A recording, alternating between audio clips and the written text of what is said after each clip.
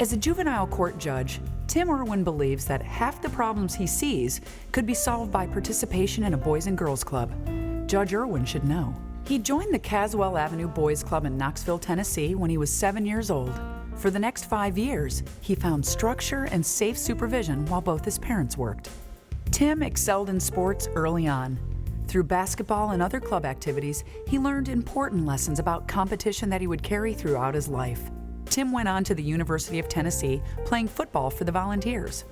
After college, he played 14 seasons in the National Football League, 12 of them with the Minnesota Vikings.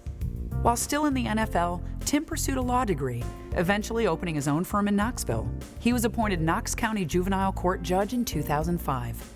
Throughout his career, Tim has always found ways to give back to his club. The Tim Irwin Bass Tournament, now in its 21st year, has raised more than $530,000 for the Boys and Girls Clubs of the Tennessee Valley, and Tim has taken a hands-on approach to serving on the organization's board. As chairman of the property committee, he oversaw construction of the new 20,000 square foot Haslam Family Club University, built on the site of the club he attended as a child. Ladies and gentlemen, Judge Tim Irwin.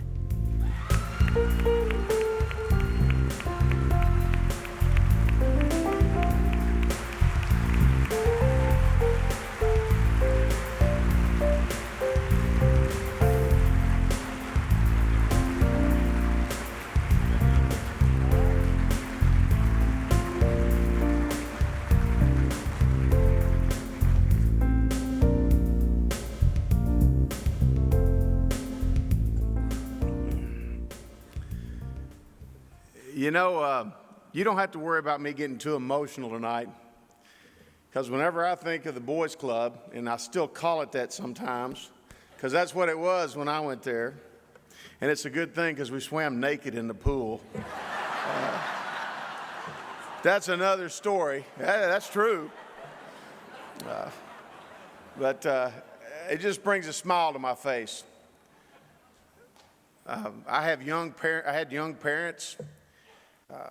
And they had a large family, 3 boys. And my father was a policeman. And my mother worked at the junior high school I went to later on. And we always had plenty, probably never too much, but we always had enough. But boy, what a nice break for young parents to have a safe place to send their boys to work and have fun, learn to swim, learn to fight a little bit too. I went to school, everybody in my school was white. When I went to club, everybody wasn't white. We learned about each other at 7 or 8 years old. Sure as the heck made my life a lot easier, I can tell you that. We learned to get along, learned to compete. My first introduction to what I think serious sports, we had this man named Elliot Stroop. And he drove a Volkswagen. And my younger brother was a real athlete. And to get my younger brother, he had to take me. And so there were 7 of us. And we would get in that Volkswagen, and we would go play basketball games. He would take us home at night, pick us up. We were highly pampered. We were almost like NCAA recruits. But there was this monster, this dynasty in Knoxville called the Vine Street Hawks, and they were bad. I mean, the Vine Street Hawks were unbeatable. And I want you to know I was on the first Boys and Girls Club team to ever beat those Vine Street Hawks.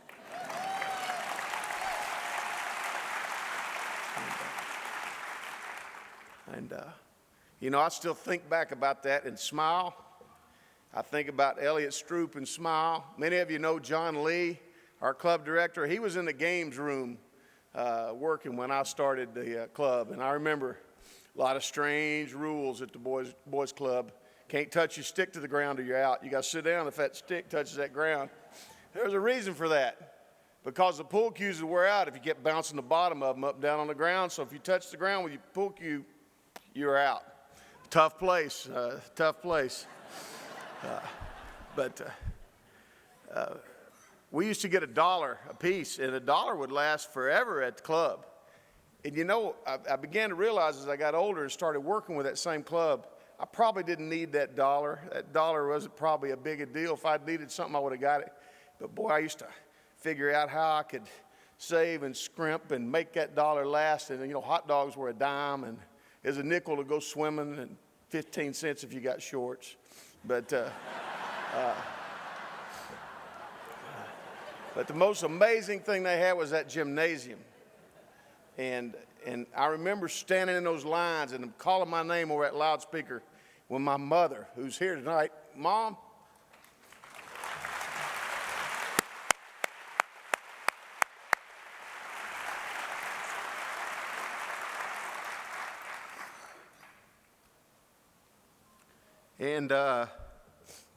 And today, I get to work with these same kids.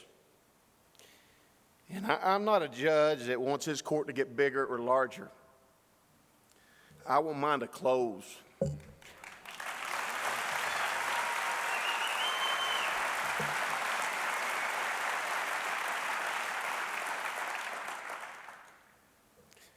I do not want to look at another young face and bang that gavel down and say, young man, young lady, you have to be tried as an adult. I don't want to do that. I know how to stop it. My children need one thing. They need someone in their life that cares. Everybody here had someone. And for those kids that are struggling with that right now, we know in Knoxville, Tennessee, and many other places, that we have a place where those kids can go where there's someone that cares. Evander, I heard you. That man, he cared. We have people at our clubs right now that care. So when they ask me how to give back to my community, it wasn't a hard choice. I have a club in my detention. My court sits here. My detention sits here. If we have a kid that goes to detention, they see a Boys and Girls Club counselor while they're back there. If we're lucky enough to talk them into going to a club when they get out, they don't come back. They don't come back.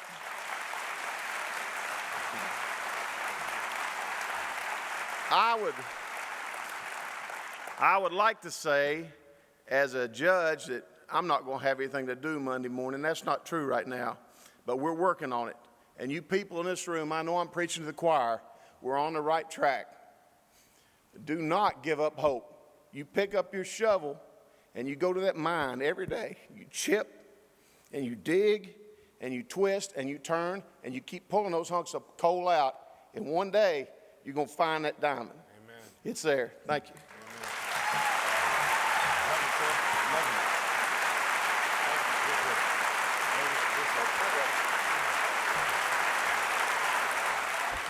Amazing. What an amazing place is this. Thank you, Judge. Thank you so much.